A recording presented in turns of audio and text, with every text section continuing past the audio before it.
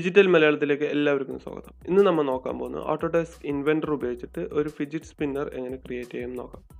ഇതുപോലെ അതിപ്പോൾ നമുക്ക് നേരെ വീഡിയോയിലേക്ക് കിടക്കാം. നമുക്ക് ആദ്യം സ്റ്റാൻഡേർഡ് ക്രിയേറ്റ് കൊടുക്കാം. ഓക്കെ,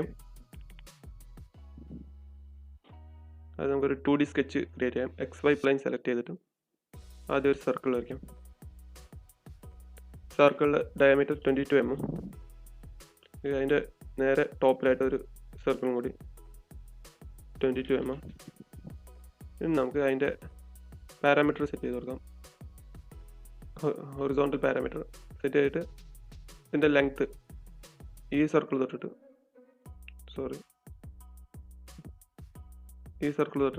ഇതിൻ്റെ എൻഡ് വരെ 30 mm. നമുക്ക് നേരെ പാറ്റേൺ, ഒരു സർക്കുലർ പാറ്റേൺ, ഇവിടെ 3 സർക്കിളും കൂടി വേണം. അതിന് നമുക്ക് നേരെ ഇതിൽ പാറ്റേൺ കൊടുത്താൽ മതി. സർക്കുലർ പാറ്റേൺ, സെലക്ട് ജിയോമെട്രി, ഈ സർക്കിൾ സെലക്ട് ചെയ്യുക, ആക്സിസ് ഇതിൻ്റെ സെൻറ്ററിൽ കൊടുക്കാം.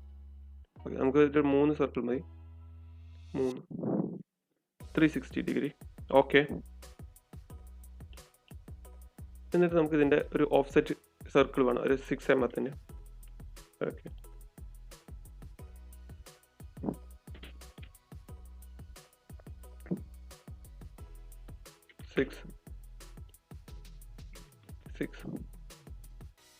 ഓക്കെ, നമുക്ക് ഇതിനെല്ലാം കൂടി കണക്ട് ചെയ്തിട്ട് ഒരു ആർക്ക് ക്രിയേറ്റ് ചെയ്യാം.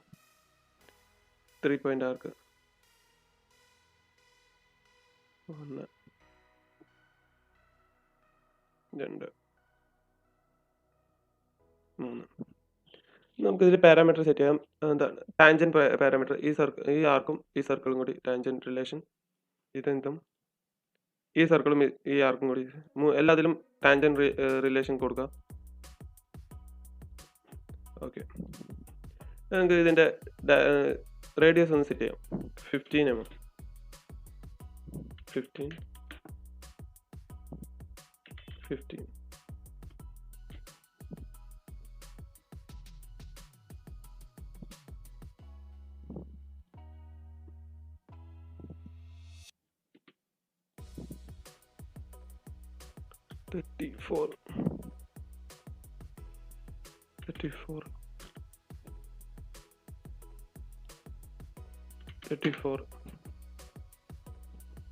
ഓക്കെ, ഇപ്പോൾ ഫുള്ളി കൺസ്ട്രക്റ്റഡ് ആയിട്ടുള്ള ഒരു ഡ്രോയിങ് കിട്ടിയിട്ടുണ്ട്. എന്നിട്ട് നമുക്ക് ഫിനിഷ് സ്കെച്ച് കൊടുക്കാം.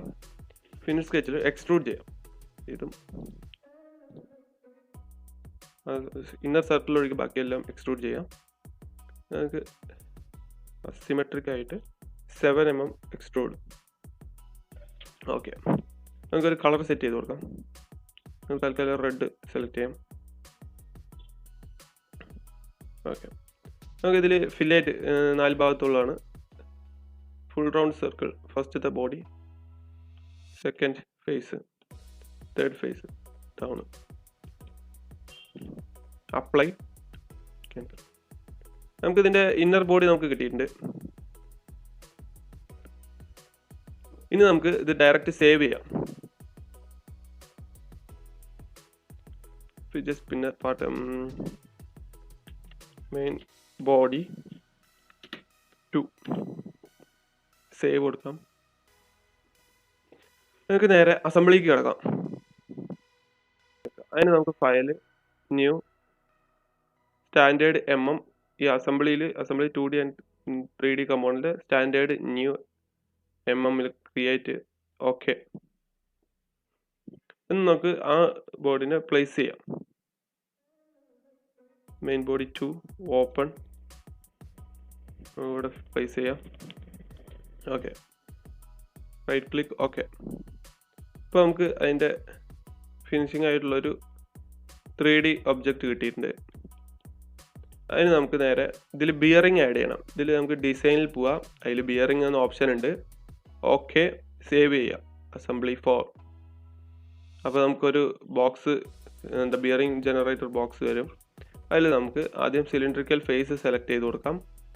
എന്നിട്ട് അതിൻ്റെ ടോപ്പ് ഫേസും സെലക്ട് ചെയ്തിട്ട് നമുക്കിതിൽ ഫ്രം 8 to 8 mm, 7 mm, ഇതിൻ്റെ ഇവിടെ 7 mm. ഓക്കെ, നമുക്ക് സെർച്ച് ചെയ്യാം ആ ഡയമീറ്ററിനുള്ള ആൾ ബാൾ ബെയറിംഗ്.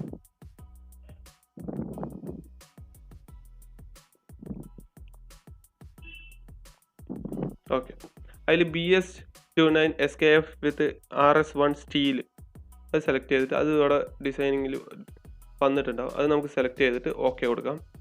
ഓക്കെ, അപ്പോൾ അത് പ്ലേസ് ആയിട്ടുണ്ട്. ഇനി നമുക്ക് ഇതിന് മൂന്ന് സർക്കിളിലും അത് വരുത്തിക്കണം. അതിന് നമുക്ക് ഒന്നും കൂടി ബിയറിങ്ങിൽ പോവാം. സെയിം നേരത്തെ ചെയ്ത പോലെ തന്നെ inner circle cylindrical face select ചെയ്യാം. ഇതിൻ്റെ ഫേസ് സെലക്ട് ചെയ്യാം. mm 8 7. ഓക്കെ, നമുക്ക് ഇതിൻ്റെ ബിയറിംഗ് സെലക്ട് ചെയ്ത് കൊടുക്കാം.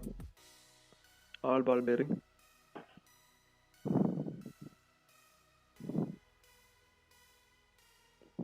BS290 അതിനെ നമുക്ക് സെലക്ട് ചെയ്യാം. ഓക്കെ. ഇനി നമുക്ക് ഇത് ഇനിയും ഈ രണ്ടെണ്ണത്തിലും കൂടി ഇറങ്ങും. ഇതിൽ അത്രയല്ല, നേരെ അസംബ്ലിയിൽ പോവാം. പാറ്റേൺ സെലക്ട് ചെയ്യാം. സർക്കുലർ പാറ്റേൺ സെലക്ട് ചെയ്യാം. സെലക്ട് ഒബ്ജക്റ്റ് സെലക്ട് ചെയ്യാം. നമുക്ക് ആക്സിസ് സെലക്ട് ചെയ്യാം.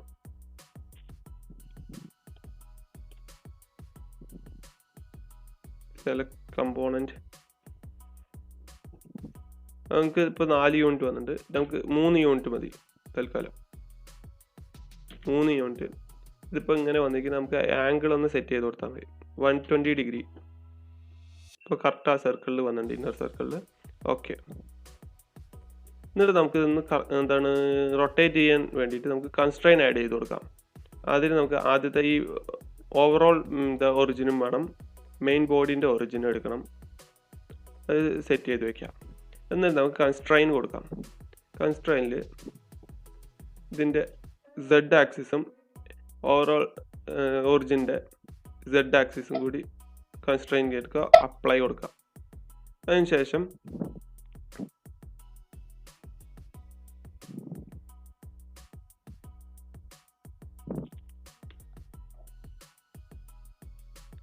ഈ ബിയറിങ്ങിൻ്റെ ഫേസും